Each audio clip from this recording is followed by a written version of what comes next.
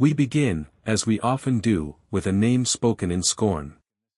In the autumn of 1887, in a dust-worn valley of the Colorado Territory called Larkspur Hollow, a man named Eli Colston was called a fool by nearly everyone who knew him. He had lost his farm to the bank that spring, his wife to a fever 2 winters before that, and what little pride remained to him he spent, of all things, on a railroad car, a rusted, forgotten boxcar left to rot on an abandoned siding at the edge of town. He paid $11 for it, nearly the last $11 he owned in the world, to a rail company clerk who laughed as he signed the paper. The car had sat untouched for 6 years, its wheels sunk into weeds, its door welded shut with rust, and not a soul in Larkspur Hollow could say why a broke widower with a 9-year-old daughter would want such a thing. But sealed within that iron hull was something that would not only change the fortune of one grieving man, it would unearth a wound the whole valley had been quietly bleeding from for a decade, and set right what greed had long ago twisted crooked. Settle in, and let us tell you the story of Eli Colston. If a story like this one moves you, we'd be grateful if you'd stay with us until the end, and let us know in the comments where you're listening from tonight. Eli Colston had been raised, not on a farm, but in the shadow of iron and steam. His father, Thomas Colston, had been a stationmaster's blacksmith in the railroad town of Prescott Bend, Missouri, back when the rail lines were still young and every mile of track laid felt like a promise of a whole new country waiting to be reached. Young Eli grew up amid the hiss of couplings and the low thunder of freight cars rolling through at dawn, and his father taught him, before he taught him almost anything else, that a thing was never truly worthless, only unseen. Rust is just iron waiting for someone patient enough to see past it, his father used to say, running a calloused thumb along some bent axle or cracked wool rim that another man would have tossed on the scrap pile. Thomas Colston could take apart a busted coupling mechanism blindfolded, could read the wear on a rail car's undercarriage the way a doctor reads a pulse, and above all, he believed, fiercely, quietly, that honest work and a patient eye would always, eventually, be rewarded. He was not a rich man. He never would be. But he was respected, and in the small, soot-streaked world of Prescott Bend, respect was its own kind of wealth. Eli carried that lesson with him the way another boy might carry a keepsake in his pocket. He learned to read machinery before he learned to read most books, and by the time he was 17, he could diagnose an ailing steam valve from the sound of its hiss alone. But his mother had come from farming people, from a long line of women who broke sod and coaxed wheat out of stubborn Missouri clay, and it was her voice that eventually pulled him westward, toward the promise of land a man could call entirely his own. He married young, a quiet, clear-eyed woman named Margaret Doyle, who had grown up not far from the rail yard and who loved Eli, she always said, because he was the only man she'd ever met who looked at broken things and saw what they might become rather than what they had ceased to be. Together they set out for the Colorado Territory in the spring of 1876, drawn by cheap land and the rumor, which turned out, for a time, to be true, that a new rail spur was coming through a fertile stretch of valley called Larkspur Hollow, a spur that would let farmers ship grain and cattle east without the brutal, bankrupting cost of the wagon haul to Pueblo. They built a modest homestead on 60 acres at the valley's northern edge, and for a few years, it seemed that every promise Eli's father had made about patience and honest labor was coming true. Margaret bore him a daughter, whom they named Ruth, after Margaret's own grandmother, and the child grew up much as Eli had, surrounded by the sound of distant trains, though in Larkspur Hollow that sound was more a hope than a certainty, since the promised spur had been endlessly delayed. Eli farmed wheat and ran a small number of cattle, and in the slow hours of winter he repaired machinery for half the valley, refusing more often than not to take payment from families as poor as his own. He was, by every account that mattered, a decent man building a decent life, and Ruth grew up believing, as children do, that this quiet contentment was simply how the world worked. It was not how the world worked, not for long. The valley's fortunes, and Eli's with them, rested on one fragile thread, the promised rail spur, which had been surveyed, funded, and all but promised to Larkspur Hollow by the Territorial Rail Company in the very year Eli and Margaret arrived. Every family in the valley had planned around it. Every mortgage taken out at the small Larkspur Bank assumed that grain shipped from a Larkspur depot would fetch a fair price, rather than being hauled 40 punishing miles by wagon to the nearest working line. And every one of those families trusted, without much reason to doubt it, the word of the valley's most prominent citizen, a smooth, soft-spoken land agent and part owner of the bank named Cornelius Vane. The fall, when it came, arrived slowly, the way a drought does, and then all at once, the way a flood does. Margaret died of a fever in the winter of 1885, leaving Eli alone with an 8-year-old Ruth and a grief he did not know how to farm around. He kept working, because there was nothing else to do, but the following 2 seasons brought a drought so severe that the wheat came up thin and pale, more chaff than grain, and the small herd of cattle he kept dwindled from disease and thirst. Still, Eli might have weathered even that, as many valley families nearly did, had the railroad spur ever come. But it did not come. Word arrived instead, delivered almost gently by Cornelius Vane himself at a meeting in the town hall, that the rail company had reconsidered its survey, that the terrain through Larkspur Hollow was, after all, too costly to grade, and that the spur would instead be routed through the neighboring valley of Copper Creek, a valley in which, though few knew it at the time, Cornelius Vane had quietly purchased several thousand acres in the 2 years prior. The families of Larkspur Hollow, mortgaged to the hilt on the strength of a promise that had just evaporated, began to fail one by one. Eli held on longer than most, selling first his cattle, then his tools, then, at last, mortgaging the 60 acres his father-in-law had helped him buy. When the note came due in the spring of 1887 and the wheat had failed a 3rd year running, the Larkspur Bank, Cornelius Vane's bank, foreclosed without ceremony. Eli stood in the yard the day the notice was nailed to his own front post, Ruth's small hand in his, and watched a life's patient work reduced to a legal formality. He and Ruth moved into 2 rented rooms above the town's feed store, and Eli took what work he could find repairing wagons and machinery, a stationmaster's son become, in the end, little more than a hired hand in the very valley he had once meant to build a legacy in. It was a hard, gray, humbling season, the kind that teaches a man exactly how thin the line is between a decent life and ruin, and Eli, watching Ruth grow thinner and quieter by the week, began to feel that the patience his father had taught him was a lesson meant for a kinder world than this one. It was in the depths of that season, in the early days of October, that Eli first noticed the old boxcar. It sat on a disused spur of track behind the depot, track laid years before in anticipation of the rail line that never came, now overgrown with sage and rabbit brush, the rails themselves rusted nearly the color of the soil. The car had belonged, Eli learned from the aging depot clerk, to a work train that had serviced the original survey crew back in 1876, before the spur project was abandoned. It had simply been left behind, too costly to haul away, too worthless, everyone assumed, to bother with. Eli did not know, that first afternoon he stood looking at it, why the sight of that rusted hulk stirred something in him he had not felt in 2 years, some faint echo of his father's voice, telling him that rust was only iron waiting to be seen.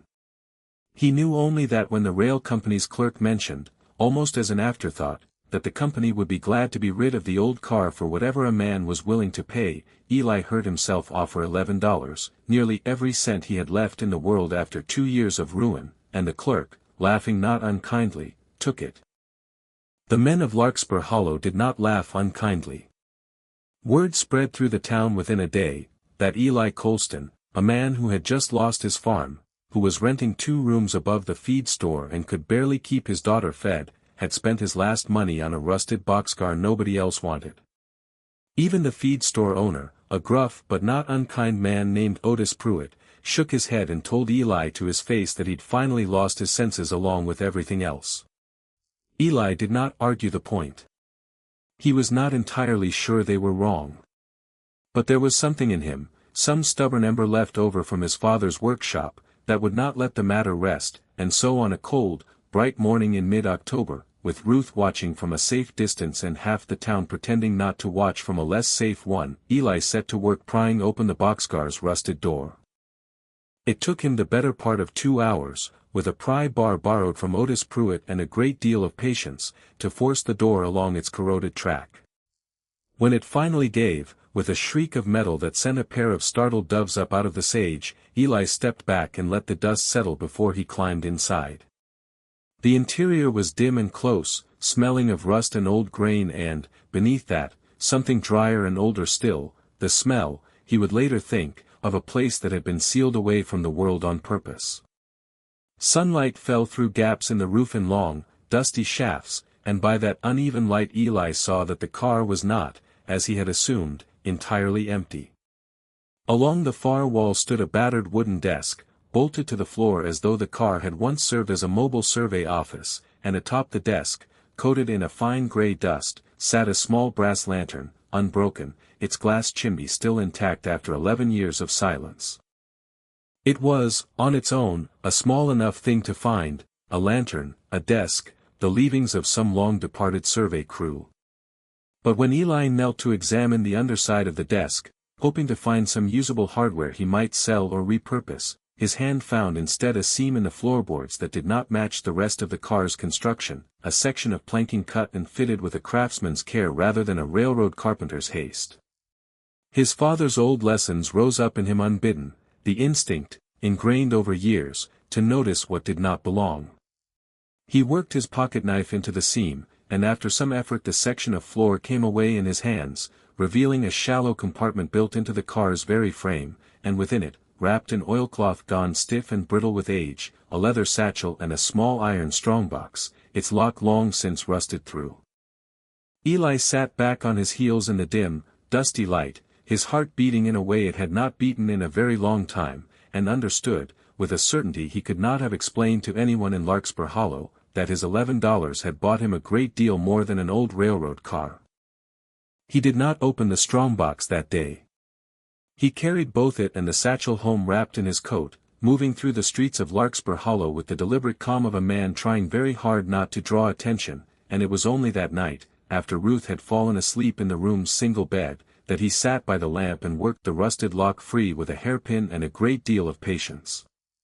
Inside the strongbox he found a modest sum of gold coin, not a fortune, but enough, he thought with a strange, guilty lift of hope, to see him and Ruth through the winter. But it was the satchel that held the true weight of what he had found.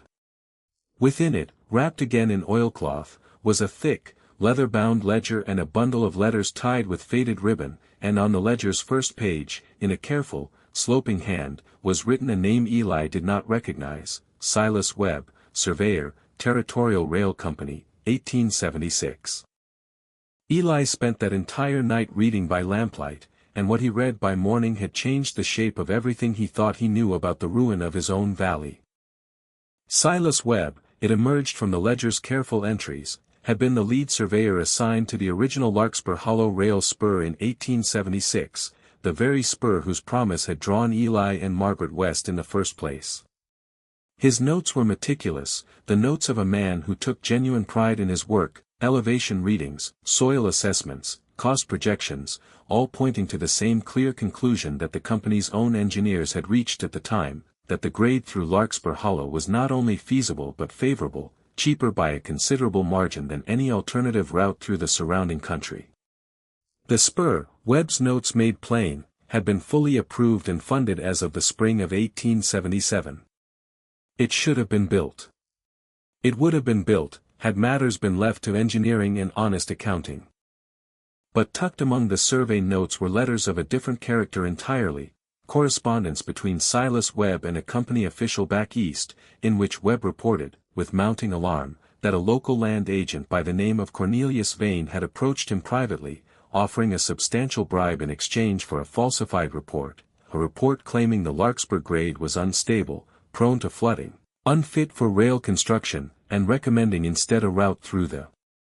neighboring valley of Copper Creek, where, Webb had since learned, Vane had quietly begun buying up land at depressed prices in anticipation of exactly such a decision. Webb had refused the bribe.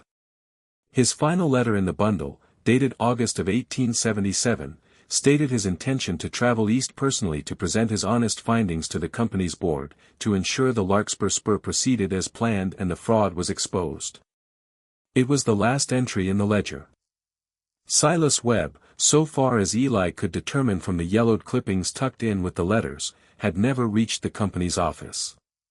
He had simply vanished somewhere along the route, and in the confusion of his disappearance, a falsified report, bearing, Eli would later confirm with a sick, cold certainty, a forged approximation of Webb's own hand, had reached the board instead, recommending the very route through Copper Creek that made Cornelius Vane, within 3 years, one of the wealthiest men in the territory.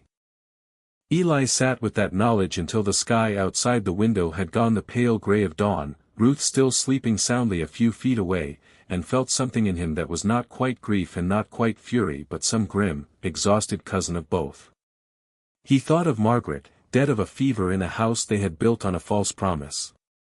He thought of every family in the valley who had mortgaged their futures on a spur that a good man had died trying to secure honestly, only to have it stolen from them by the very man they had trusted to look after their interests. He thought, too, of his own father, telling a boy in a Missouri rail yard that patience and honest work would always, eventually, be rewarded, and wondered, in the gray light of that terrible, illuminating night, whether it might, after all these years, finally prove true. He did not act rashly. Whatever else the years of drought and grief had taken from Eli Colston, they had not taken his father's caution, the instinct to examine a thing thoroughly before trusting it to bear weight. He spent the following days quietly, discreetly, cross-referencing what he could of Webb's ledger against the public land records at the county recorder's office in the county seat, a half-day's ride south, and found, exactly as the ledger implied, that Cornelius Vane's purchases in Copper Creek had indeed begun some 8 months before the rail company's official change of route was announced, a timeline that made no honest sense unless Vane had known, in advance, precisely where the line would run. He found, too, buried in the county's older records, a notation of a missing persons report filed in the autumn of 1877 for one Silas Webb, surveyor, last seen departing Larkspur Hollow, a report that appeared to have gone nowhere, quietly closed within the year for lack of evidence. Eli understood, by the time he made his careful way home, that he was holding something far larger and more dangerous than a simple stroke of luck. He was holding proof, imperfect, incomplete, but proof nonetheless, that the wealthiest and most respected man in Larkspur Hollow had built his fortune on a fraud that had cost a good man his life and an entire valley its future. And he understood, too, with the particular clarity of a man who had nothing left to lose, that he could not simply pocket the gold coin and let the rest lie buried, however much the winter ahead made that a tempting and reasonable thing to do. He made the mistake, in his first cautious inquiries, of trusting the wrong year. Seeking some confirmation of Webb's old survey figures, Eli approached a clerk at the rail company's regional office, a nervous young man named Purdy who, Eli would only later learn, owed his position and a considerable debt to Cornelius Vane himself. Within a week, word had reached Vane that the ruined farmer who'd bought the old survey car was asking pointed questions about a spur route abandoned a decade before, and Cornelius Vane, a man who had not built and protected a fortune by ignoring such warnings, moved swiftly and with the smooth, unhurried menace of a man accustomed to getting his way. He came to Eli directly, on a cold evening in early November, appearing at the feed store rooms with an expression of practiced concern, as though he had come merely to check on the welfare of a struggling former neighbor. He spoke first of sympathy, how sorry he had been to see the Colston farm go under, how difficult these years had been for so many good families. But beneath the velvet of his words, Eli heard plainly enough the iron. Vane had heard, he said, that Eli had come into possession of some old railroad papers, relics of a bygone survey, and he wished, out of nothing more than tidy business sense, to purchase them, along with whatever else Eli had found in that old car, a generous sum, he said, naming a figure considerably larger than the gold coin in the strongbox, enough, he pointed out gently, to see Eli and his daughter comfortably settled somewhere new, somewhere with better prospects than a valley that had, as everyone knew, been passed over by the railroad. Eli understood the offer for what it was, not generosity, but the price of silence, and beneath the pleasant surface of it, though Vane never said the words aloud, the unmistakable suggestion that refusal would not be treated kindly. He told Vane, with a steadiness that surprised even himself, that he would consider the offer and give his answer in due course. Vane left with a smile that did not reach his eyes, and Eli sat long into that night with Ruth asleep beside him, understanding that he had, in refusing to answer at once, effectively declared himself an obstacle to a dangerous man. The pressure that followed was not loud, but it was thorough, in the manner of a man who preferred his cruelties administered quietly. Within days, Otis Pruitt informed Eli, with evident discomfort, that he could no longer extend him work repairing wagons at the feed store, a decision Eli understood well enough had come down from the bank that held Pruitt's own note. A widow who had promised Eli a small sum for mending her plow withdrew the offer without explanation. Even the boarding rooms above the feed store grew suddenly, coldly unavailable, and Eli understood that Vane meant to starve him and his daughter into either silence or surrender, without ever needing to raise a hand or utter a threat that could be traced back to him. It was, Eli thought grimly, exactly the sort of quiet, bloodless ruin that had likely befallen Silas Webb a decade before, the sort that left no trail for anyone to follow. But Eli was not entirely without allies, even in a town so thoroughly under Cornelius Vane's shadow. There was the aging depot clerk, a widower named Harlan Speck who had worked the Larkspur station since before the spur was ever promised, and who remembered, when Eli finally worked up the courage to ask him directly, a young surveyor named Webb who had lodged at his own house for a season in 1876 and 1877, a careful, honest young man, Harlan recalled, who had spoken with real excitement about the valley's prospects, right up until the week he vanished, after which Harlan had always privately doubted the official explanation that he'd simply moved on. There was also Ruth's schoolteacher, a sharp, quietly principled woman named Constance Whitfield, whose own father had lost his homestead in the same collapse that claimed Eli's, and who, once Eli trusted her enough to explain what he'd found, offered to help him carry word beyond the reach of Vane's influence, to the territorial newspaper in Denver and, more importantly, to the regional office of the rail company itself, where Vane's reach, though considerable, did not yet extend to every desk. It was Constance who suggested, with the clear-eyed practicality of a woman who had watched her own family's ruin, that Eli's evidence, however damning, would mean little in the hands of one discredited, bankrupted farmer against the word of the valley's leading citizen, that what he needed was not merely proof, but witnesses, and a moment public enough that Vane could not simply smother it in quiet threats and called-in deaths.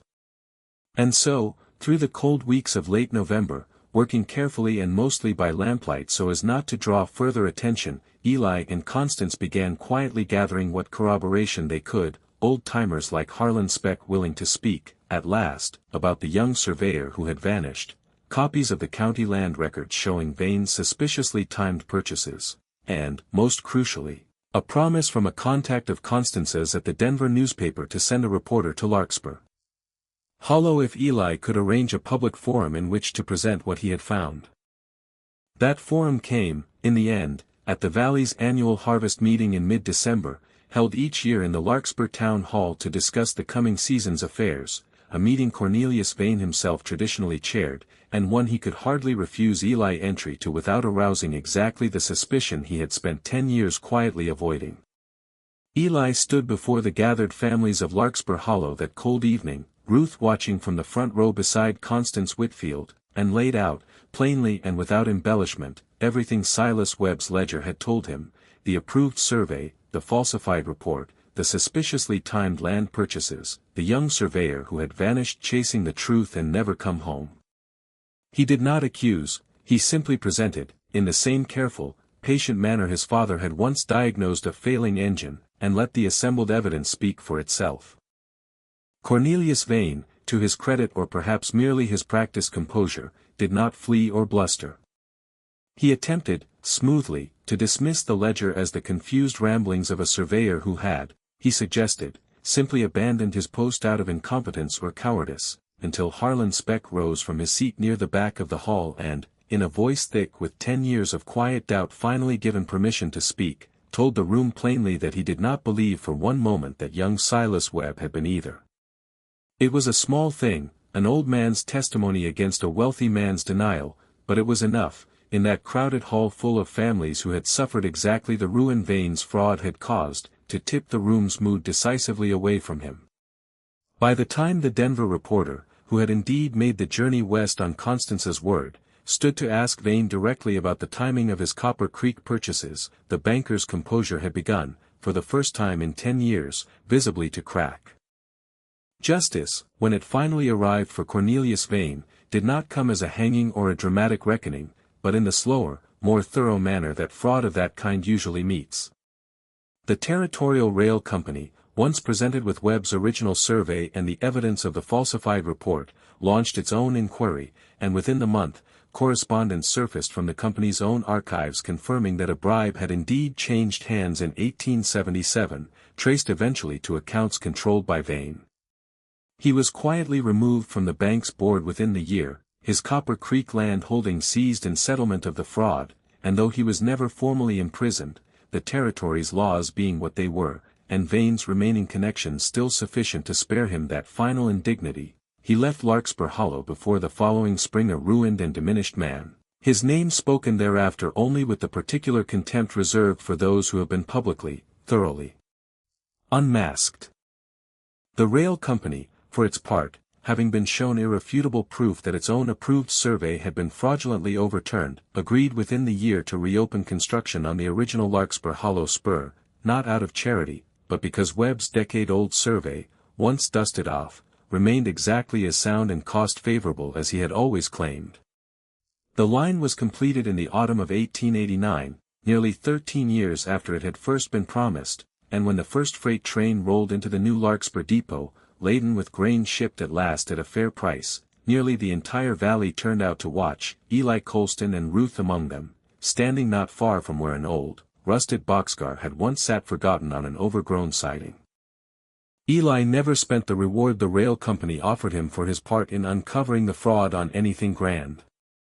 He used a portion of it to buy back a modest parcel of his old homestead land, enough to raise Ruth on ground that finally kept its promises, and the rest, at his quiet insistence, went toward a small stone memorial erected near the new depot, bearing the name of Silas Webb, surveyor, who had died. The inscription read, in defense of an honest report, a man whose patient, careful work, buried for a decade in the floor of a forgotten railroad car, had finally been allowed to matter. And so we return, as we always do, to where we began, to a man the town of Larkspur Hollow once called a fool for spending his last $11 on a rusted, abandoned boxcar nobody else wanted. They were not entirely wrong to doubt him. By every reasonable measure of the world, it had been a foolish, desperate purchase, the kind of decision a man makes when he has nothing left to lose.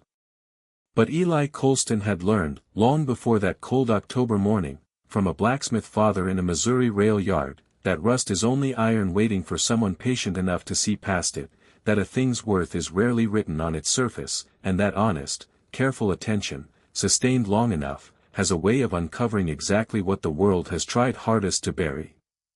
What Eli found sealed inside that hull was never really about the gold coin, modest as it was, nor even about the vindication of his own hard year.